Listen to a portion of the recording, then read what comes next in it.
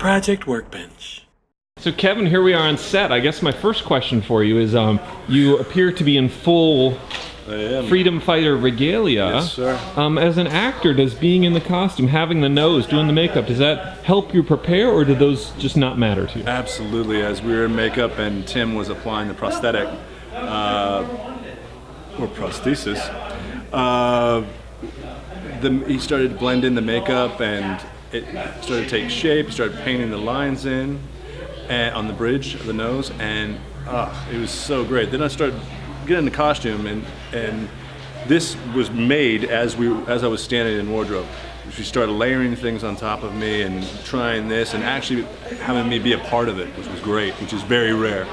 And as I stood there looking in the mirror and the layers came on and we tried different things and added a belt, and I looked in the mirror and I saw really finally Jarro was complete to me. Your claim then is that Star Trek Renegades is a modern day futuristic retelling of Sharknado then? No. It's just such a different way of going about it. It's like the reluctant heroes, which is great. Mm-hmm. And that's what I love about the script. Okay. Is that it's real. Ever since The Sopranos came on TV, it was so hard to get a dark hero, somebody with an edge, and you have this in Star Trek Renegades. Don't mock me, sir. Oh, I will mock you. What is the work you've been doing recently? Recently, I've been working on a show called Sons of Anarchy, playing an Irish gun runner, booze runner, terrorist. It's interesting when you think that the Irish could actually get rough and tumble with a biker gang. The writing's incredible, and everyone on the set is really nice. They're true to their characters. They all roll up on their Harleys to the set. But do you roll up in like a terrorist truck or? No, it's a U-Haul. Okay. Yeah. Like filled with fertilizer and booze and guns? My resume. Okay. I'm just an actor, man. Oh, okay. Your background being not booze, guns, or Irish. Mm-hmm. Well, I'm Irish. Oh, German. okay. Well, you don't have like the harsh. I don't have the Remember lift. that Tom Cruise movie? What was it? Enya, Far and Away? Far and Away. Yeah, like he's not Irish, or is he? I think Tom Cruise can be anything he wants to be when the mothership comes down. That's probably true. Yeah, I didn't think of that. What I'm really curious about is as an actor, where do you draw from to find that character? It doesn't sound like you're actually that person, yet you have to become that person for the project. What's the greatest thing about these characters is that you actually get to do stuff you would be incarcerated for. So you just go into an imagination, like a fantasy work, and just say, what if? What if this happened? And let's try it like this. And I'm a father. I have 2 sons. So in the scenes where Charlie and I had a fight sequence and things were getting pretty dark and ugly, I had to think about my boys and never seeing them again. So, it just gets down to reality and to tell it as truthfully as you can. And that's where it comes from.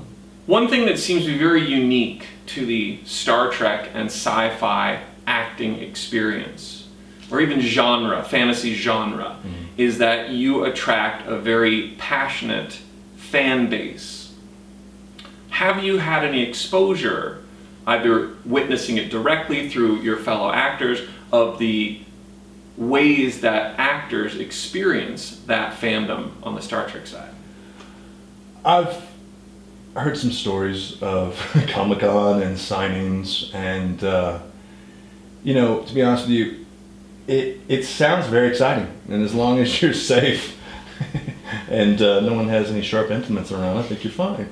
My experience has been it turns out to be a life-changing experience being in Star Trek, even if you're only in one episode, even if you're only in a fan film that's gotten some attention. Right. It sort of changes the course of your life. Right. Do you feel that as a performer you're ready for that? I do, and the thing is that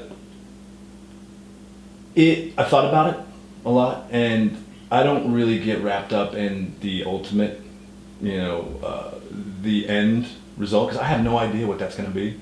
All I can just do is focus on what's in front of me right now. So I don't, those years in the past of, this could change my life, I'm not really coming from that place. I'm just focused on what's in front of me. If it does, that's great.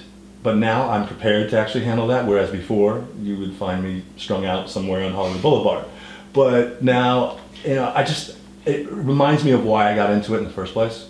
Because to be able to make people laugh or cry based on the story that you're telling, it's great. So bring it on, fandom. You heard it here, fandom. Trekkers.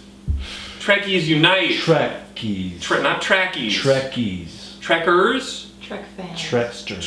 Treksters. Is that hipster Trek fans? Treksters. Treksters beware. Star Trek Renegades. This is going in the Kickstarter, right? Oh bye.